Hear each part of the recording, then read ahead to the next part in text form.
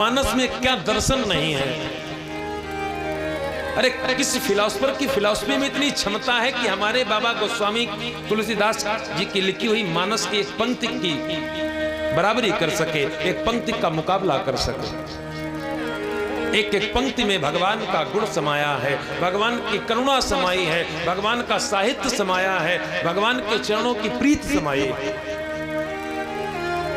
लेकिन हमारा दुर्भाग्य है, ये आज के भारतवर्ष का दुर्भाग्य है कि हमें वेब सीरीज देखने से फुर्सत नहीं है, हमें अश्लील सामग्री देखने से फुर्सत नहीं है। हम मानस क्या पढ़ेंगे? अगर मानस पढ़ते होते तो समाज में इतने ज्यादा मात्रा में लोग गलत मार्ग पर कभी न जाते।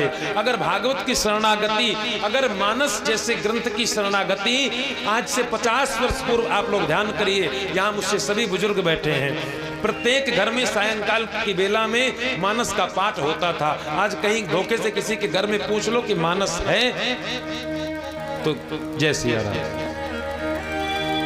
अत्यधिक मात्रा में लोगों के घरों में मिलेगी नहीं, अगर कदाचित मिल भी गई तो पूछे महाराज ढूंढना पड़ेगा। जिस भारत में भगवान पैदा होकर बार बार आए हों, उस भारतवर्ष की स्थिति ऐसी हो कि हमें मानस ढूंढना पड़े। इस भारतवर्ष के अनपढ़ से अनपढ़ व्यक्ति के जबान पर मानस की अनेकानेक चौपाइयां बसती हैं। उसने कभी विद्यालय का मुंह नहीं देखा, कभी उसने कोई डिग्री नहीं ली, कुछ पढ़ा नहीं, लेकिन अगर उससे बात करो तो आपको ऐसा मानस का दर्शन कराएगा।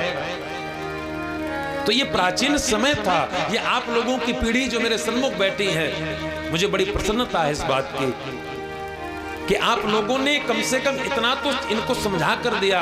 लेकिन आज की युवा पीढ़ी असफल होने का, इनके जीवन में सफलता न मिलने का सबसे बड़ा कारण है, इन्होंने बुजुर्गों का सम्मान छोड़ दिया, इन्होंने ग्रंथों की मर्यादा छोड़ दी, इन्होंने अपने अस्तित्व से दूरी बना ली। और शास्त्र भी कहता है अगर जीवन में बढ़ना है तो इन चीजों से दूरी कभी मत बनाओ, क्योंकि धरती की प्रत्येक शंका का समाधान केवल सनातन में है, इसके बाहर कुछ नहीं। आपको पता होना चाहिए।